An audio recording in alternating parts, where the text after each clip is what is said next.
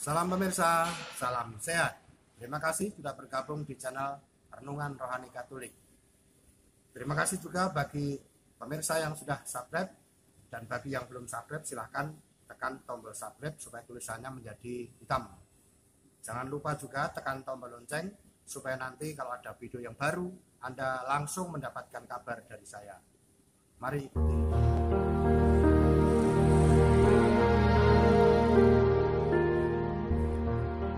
Saudara-saudari yang terkasih, kita jumpa lagi dalam Pelita Hati hari ini, Senin tanggal 19 Oktober 2020, hari biasa dalam Pekan Biasa yang ke-29. Bersama saya Romo Thomas Suratno SC dari Paroki Cilandak, Jakarta Selatan, mendengar dan merenungkan Sabda Tuhan, yakni firman Tuhan yang tersurat di dalam Injil Lukas, bab atau pasal 12, ayat 13 sampai dengan ayat 21.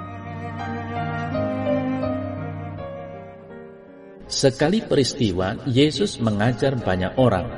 Salah seorang dari orang banyak itu berkata kepada Yesus, "Guru, katakanlah kepada saudaraku supaya ia berbagi warisan dengan aku."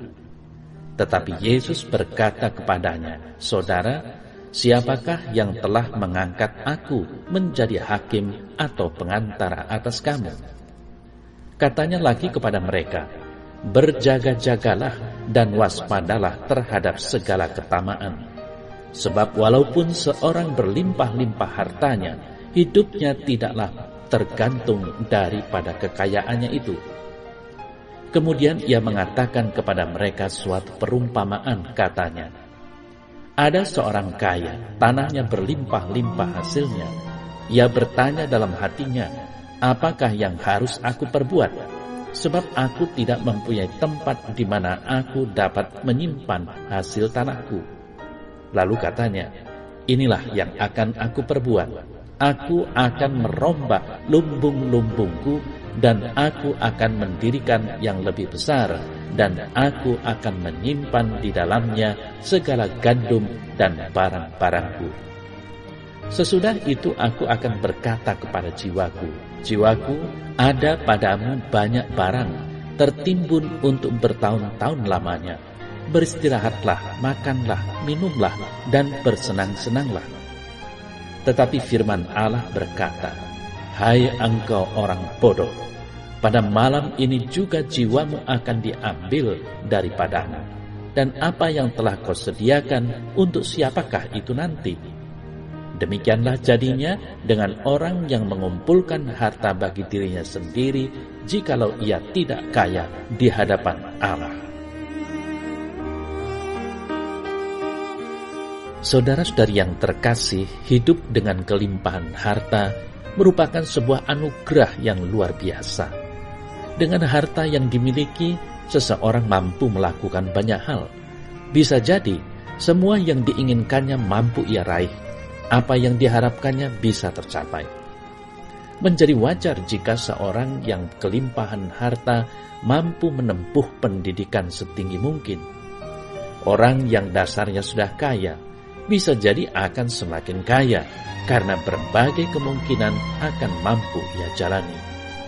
Ia mempunyai pemikiran yang luas, mentalitasnya sudah mentalitas orang yang menjalankan bisnis dalam skala besar misalnya.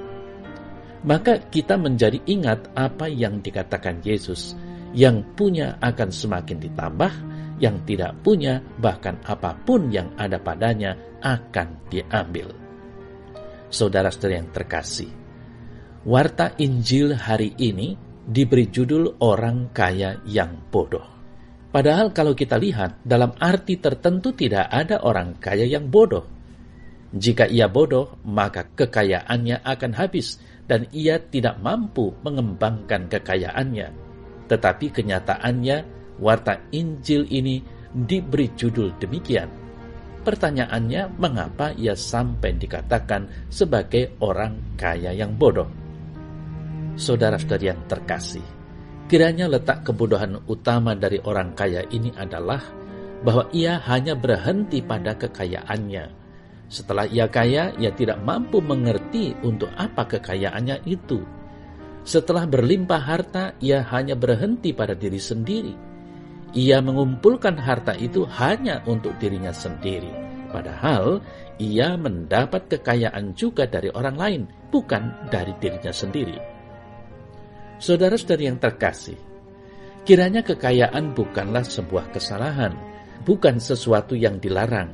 Justru dengan kekayaan itu seseorang mampu untuk berbuat kebaikan yang jauh lebih besar. Dengan kekayaan seseorang mampu berbuat banyak hal. Kekayaan adalah berkat dari Tuhan sendiri. Kekayaan adalah buah dari usaha dan perjuangan yang membutuhkan ketekunan dan keuletan. Kekayaan adalah bagian indah dalam kehidupan. Kiranya semua orang mempunyai keinginan untuk menjadi orang yang kaya. Tidak sedikit orang yang berusaha untuk menjadi kaya. Saudara yang terkasih, berefleksi dari warta Injil hari ini, pertanyaan pokok untuk kita adalah setelah kaya terus kita mau apa? Tidak sedikit orang yang bercita-cita menjadi orang kaya. Setelah kaya kemudian menjadi bingung, kemudian mau apa? Itulah yang terjadi pada warta hari ini. Orang kaya itu tidak mampu memanfaatkan kekayaannya untuk berbuat sesuatu yang lebih, terutama untuk mereka yang tidak seberuntung dirinya. Nampak sekali yang menjadi pusat adalah dirinya, orang lain masa bodoh. Saudara yang terkasih, Tuhan kiranya tidak mengendaki umatnya menderita. Kita diajak untuk terus berusaha dan menjadi orang yang hidup dalam kesejahteraan. Hari ini kita diingatkan, berjaga-jagalah dan waspadalah terhadap segala ketamaan, sebab walaupun seorang berlimpah-limpah hartanya, hidupnya tidaklah tergantung daripada kekayaannya itu. Hidup kita jauh lebih bermakna dari sekedar kekayaan yang kita miliki. Kekayaan diperuntukkan bagi kita, bukan kita yang diperuntukkan bagi kekayaan. Kitalah yang mengendalikan kekayaan itu, bukan justru sebaliknya. Saudara-saudara yang terkasih, harta duniawi akan cepat berlalu. Dalam hitungan kedipan mata, harta yang segunung bisa menjadi sebaskom, tidak membutuhkan waktu lama. Jika hidup kita bergantung pada itu, kita pun akan mudah menjadi hilang. Penginjil Lukas mengajak kita sebagai orang beriman untuk membangun dasar hidup dari Allah sendiri. Harta kekayaan yang tidak akan mungkin hilang dari kita.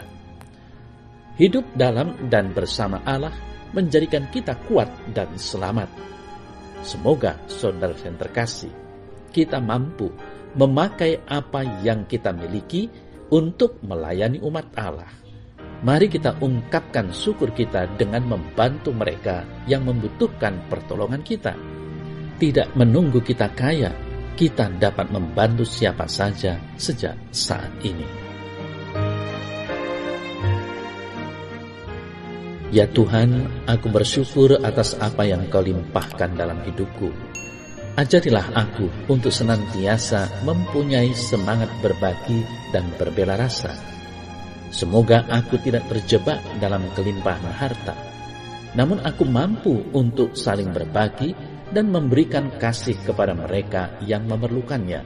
Tuhan, ajarilah aku untuk senantiasa hanya bersandar padamu. Amin. Semoga renungannya berguna bagi Anda.